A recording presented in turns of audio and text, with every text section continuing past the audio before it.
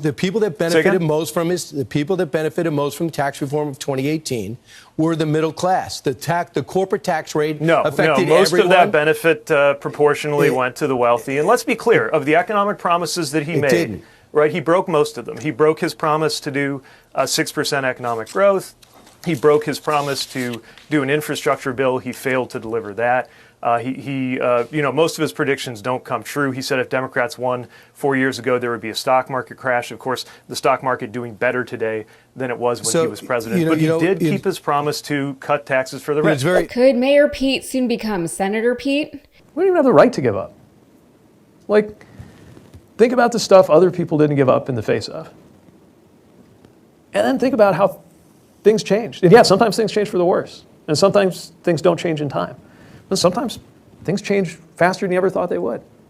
As recently as when I was sitting in the seat of a student at an institution not that different from the Ford School, watching politicians come and give speeches, wondering if I'd ever be among them, I knew that I probably wouldn't because I was categorically disqualified from holding office where I came from because I was gay. And then I wasn't. I was gay. I wasn't disqualified.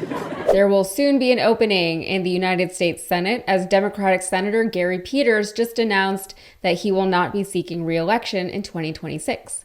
At 66 years old, the senator from Michigan has decided that he's ready to retire, and who could blame him? Honestly, he's setting a good example, but of course, it's always the Democrats doing things like this. Peters said he's ready to spend more time with his family, and he'd like to cruise the winding roads of Michigan on his Harley.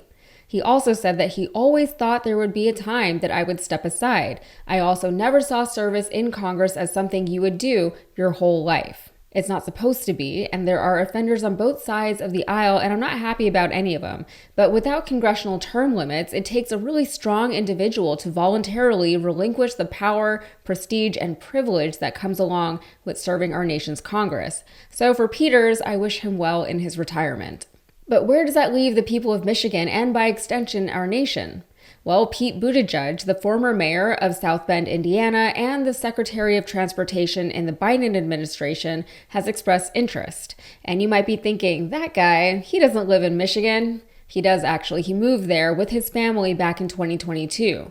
And according to the Daily Beast, the Michigan Senate race is one of the most expensive in the country. Pete Buttigieg is well known and well respected amongst both establishment and voting Democrats, and his stint in the presidential cabinet juices up his resume quite a bit. He's already got experience in Washington, and he's expected to attract a ton of money in fundraising from around the country.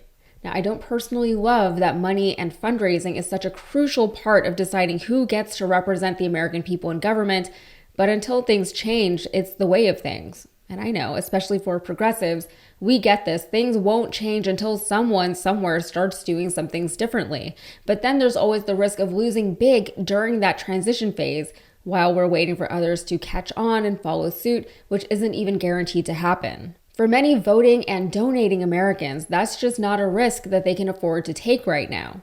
And so the status quo perpetuates, and if Democrats want to get ahead, they have to continue to play the game just as Republicans do. We all watched Trump buy his way into the presidency last November. That's what we're up against. So we can stand on our laurels and principles and pretend that money in politics isn't a thing because it shouldn't be a thing, but what is and what should be are often two very, very different things. The Wall Street Journal also reported on this story, but they framed it as an omen of trouble for the Democrats in 2026. Naturally, the Democrats are hoping to shift Congress away from Republican control in the midterms, but Republicans will be reluctant, desperate even, to let that happen. Still, if the people of Michigan elected a Democratic senator once, there's a good chance they'll do it again in 2026, barring any major shift in ideology, which isn't impossible. According to Politico, the Democrats would only need to flip 3 seats in order to win back control of the House, which would normally be doable, but experts say that those would likely be seats in districts that Trump won.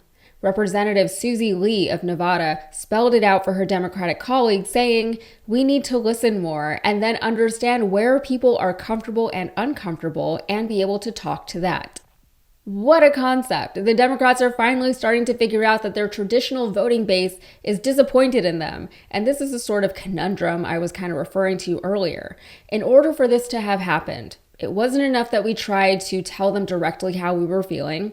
It wasn't enough for us to tweet at them and call their offices and even directly approach them at rallies and campaign events. The work we do at outlets like this one wasn't enough for them to even just take a hint that the things that they were doing and saying were not in alignment with the things American voters actually wanted them to be doing and saying. In order for this self-reflection to have even happened in the first place, in order for them to understand that they should actually try listening to people instead of arrogantly assuming that they just know what we want, or instead of treating us like we're stupid by doing things that they want to do because it makes them more money or whatever, while telling us that this is really what we want. No, in order for all of this to have happened, they had to lose elections, and they had to lose big. Democratic voters had to abstain entirely from voting, from executing their rights as Americans to teach these elite leaders a childish lesson. And it worked, unfortunately, very much at the expense of the American people and at the expense potentially of democracy in this country. You can argue that electing Democrats into office wouldn't have done much good anyway, because they're generally a do-nothing or a do-little party. You can argue that the price of this move was just too great, that people will suffer because of it, that having a passive Congress is better than whatever we're seeing now. Or you can argue that paying this price for a year or two would be worth the reckoning that it would hopefully bring on. All solid arguments, possibly none more right or wrong than another.